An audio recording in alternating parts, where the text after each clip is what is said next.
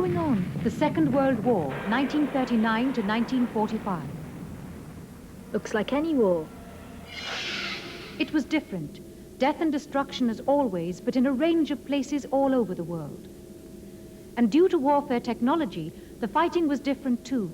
New weapons, new tactics, and new experiences for the fighter. What's this? A database of the key people, places, and hardware involved in the war. What am I supposed to do with it? Select somewhere. Discover if and why the experience of war differed across the world. Where should I start? Try at the beginning. All right.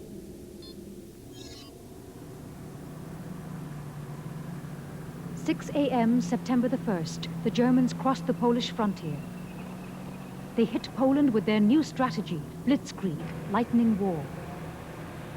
The key to Blitzkrieg was surprise, speed, and weight of attack, using two modern weapons, the tank and the warplane. First, Stuka dive bombers pinpointed enemy targets. The scream of Stukas, like no sound ever heard in all the universe. It was the perfectly appalling wind that was most terrifying. Doors simply burst off their hinges. Panes of glass flew into splinters. The ceilings fell with hardly a noticeable sound in the earth-shaking uproar. Then, with a weird, smooth sound like the tearing of heavy silk, the neighboring houses began to collapse. Paratroops were then dropped behind enemy lines and used to hold important communication points. Then heavy tanks would smash through the front. Medium tanks would open up the gap, followed by motorized infantry. Soldiers were able to move faster than ever before. The Polish Air Force was destroyed on the ground, so the Germans were able to bomb undefended Polish cities. Thousands of civilians were killed. Then on September the 17th, Soviet forces marched into eastern Poland. As agreed in the Nazi-Soviet pact, Poland would be divided between them. What about the British and French? They could attack the Germans. Good point. They promised to come to Poland's aid in the event of war, but the speed of the German attack left them totally unprepared.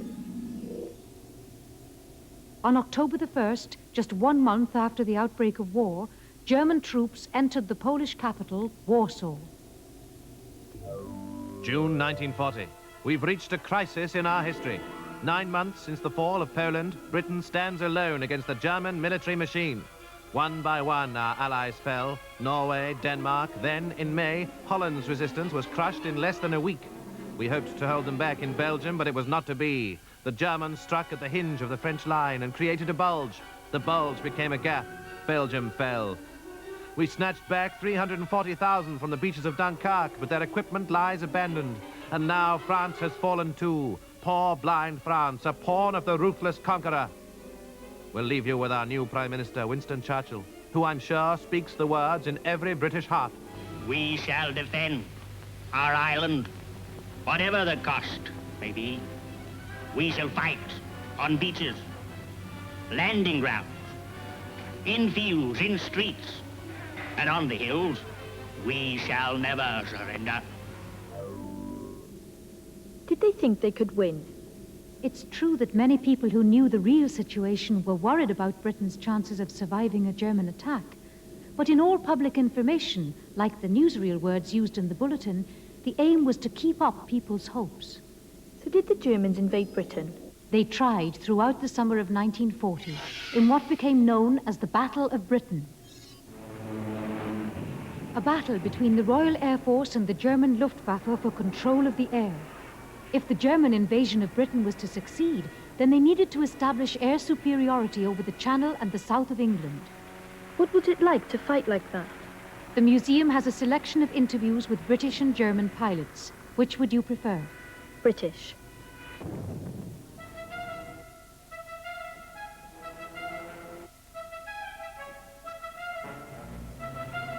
I was more afraid on the ground while waiting to take off. The thing that really frightened me was waiting for that tannoy either to say scramble or the telephone to go. If the tannoy came on, not saying anything, I could be sick before we'd had time to talk. They were long hours, boring hours, interspersed with moments of tremendous exhilaration.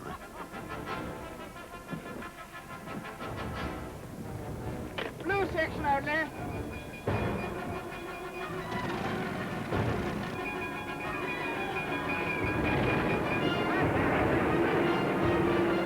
The great memory I have of it was being very tired. We were on readiness from 3:30 in the morning till 10:30 at night. On a bad day, we'd do 5 or 6 sorties against the enemy. We never had enough pilots. We had pilots, but they weren't trained.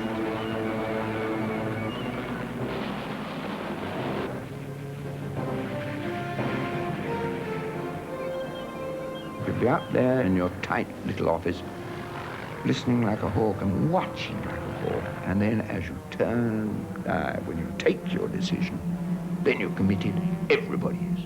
And then the shooting starts, and then, whoa, it's all over the sky.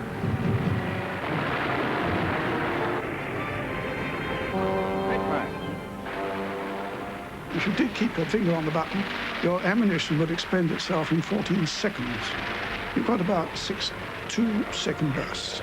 And so I didn't start firing till I was very close.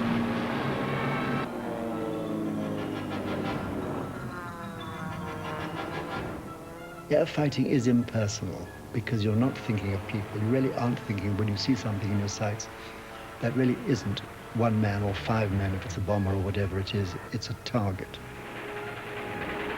One saw a lot of one's friends being burnt. Rather appallingly, occasionally you heard them being burnt because their radio was left on when they started being burnt. You could hear them screaming.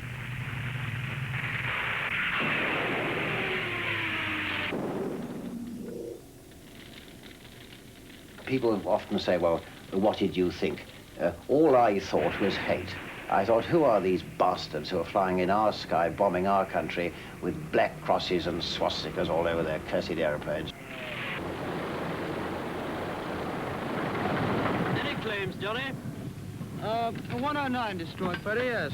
Oh, good show. One forgets about the Battle of Britain. It might have been frightening, like before race is frightening, but it was very exciting. He can't really have enjoyed it. Many talk of the exhilaration of battle. That's especially true in the air, where engagements are short, skillful, almost clinical. But as ever, there was a high price to pay. Over 3,000 British and German airmen died. Many more were permanently injured. But Hitler had suffered his first major setback. June 1941. Britain is undefeated, but weak. We face a long, hard war, and no harder than in the Atlantic, where our convoys battle to deliver the vital goods we need. Any future victory must depend on Britain ruling the waves. Meanwhile, in Berlin, well, things must be pretty tight for Herr Hitler just now. We mucked up Mussolini's little plans in Greece. It was Hitler who came to his rescue. Then in the desert, the Italians were on the run. Again, Hitler bails him out. But as the Führer looks to the east, we can but wonder, will this be one front too far? What does he mean, one front too far? Hitler was about to take a gamble. By not defeating Britain, he was forced to leave troops in the west at the same time as moving east. All right, I'll take the USSR and the Germans again.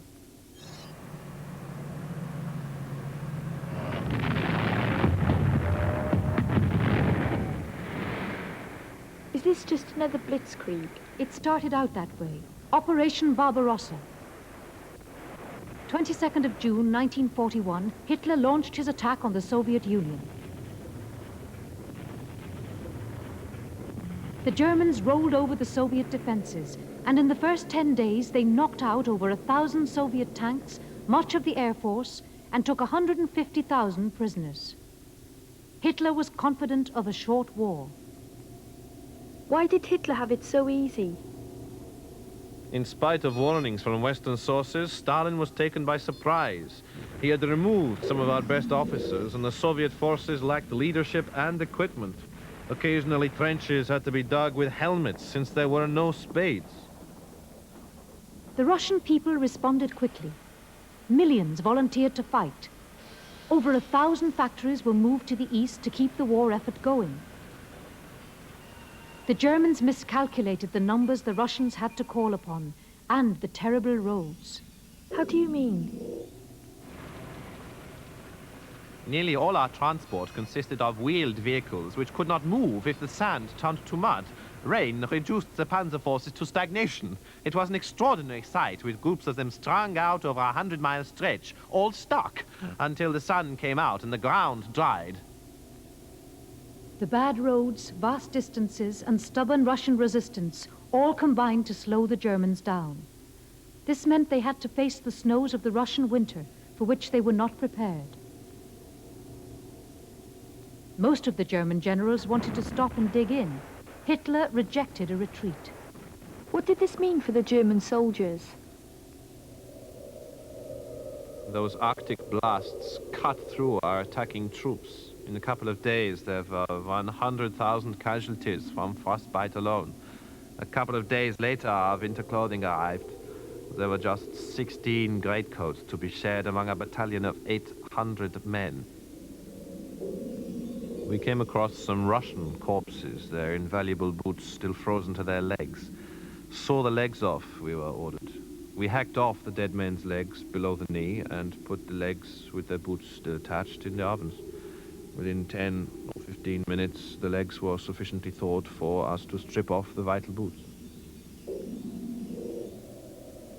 One of my men said to me yesterday, when you really get cold, you don't care whether you die of the cold or are shot. You only have one wish, to die as quickly as possible. By December 1941, 740,000 Germans had died. Their advance stopped. Here was one place in the world where climate had defeated technology. The Russian front retained the most dreadful reputation for the German soldier. December 1941. And now pictures from a new theater of war. This film, just arrived in Britain, shows the cowardly raid on the American naval base at Pearl Harbor. There had been no declaration of war, but this lightning stroke, crippling the American Pacific Fleet, was long planned by the Japanese warlords and vital to their domination of East Asia. And as we know to our cost, Rangoon and Singapore have since fallen. At last, America fights alongside Britain and Russia. But today, we begin to realize that what we call the Far East is as close to us as the rest of this war. Some of the bitterest fighting of the war took place in the Far East. Okay, I'll have the Japanese. Might I suggest the Battle of Midway? How do you fight a naval war? In the Pacific, two technologies combined, the warship and the aircraft. This was a new and frightening kind of battle. The ocean gives you no place to hide. There's only weather and distance to protect you. June 1942, the Japanese planned to take Hawaii, with its vital strategic importance, away from the Americans. To do this, they needed to engage and destroy the U.S. Pacific Fleet. Okay, load data. Japan, 4 aircraft carriers with 270 planes, a fleet of 200 ships, and an advanced submarine force.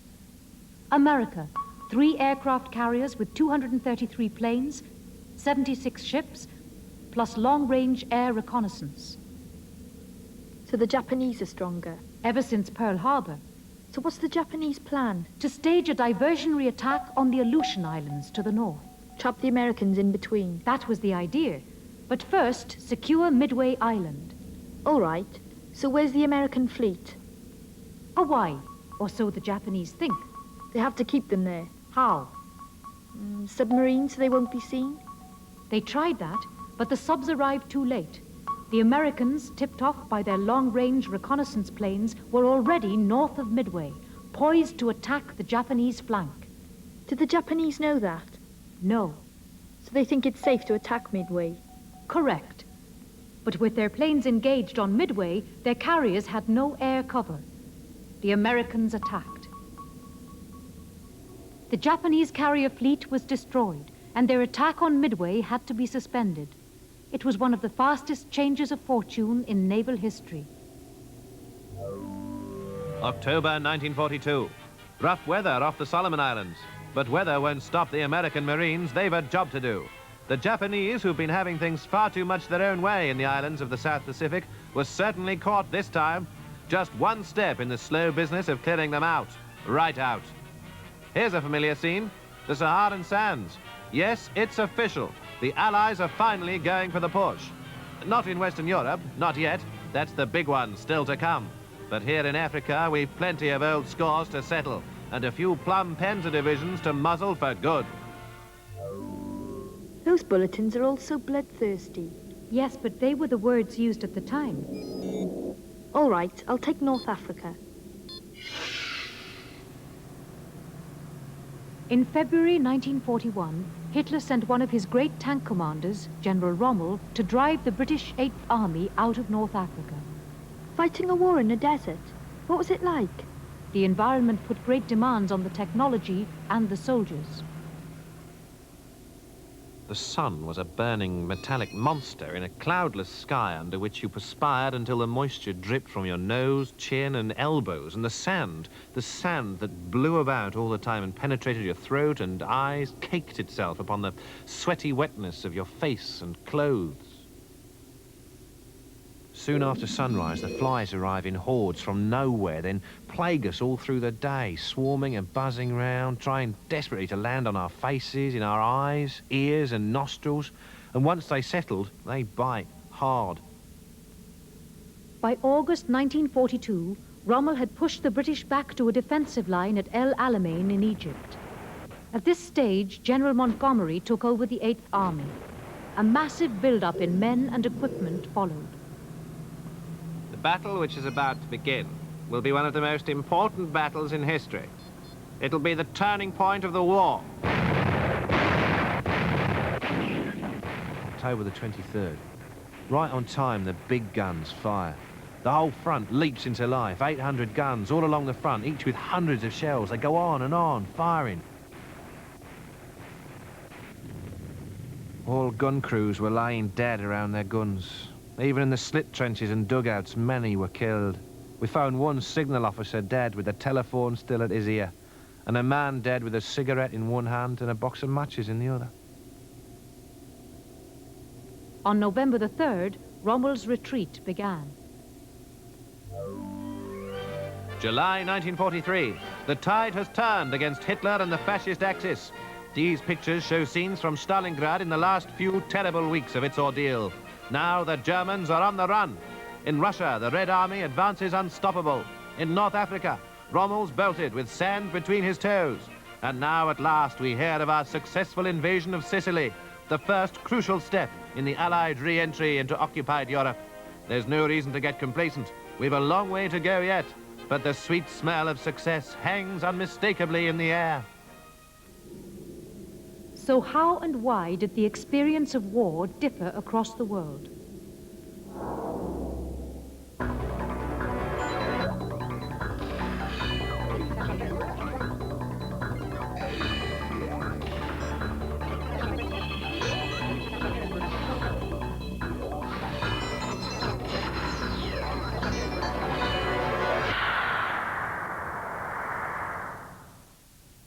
If you'd like to order your copy of the free program guide that accompanies this series, then please contact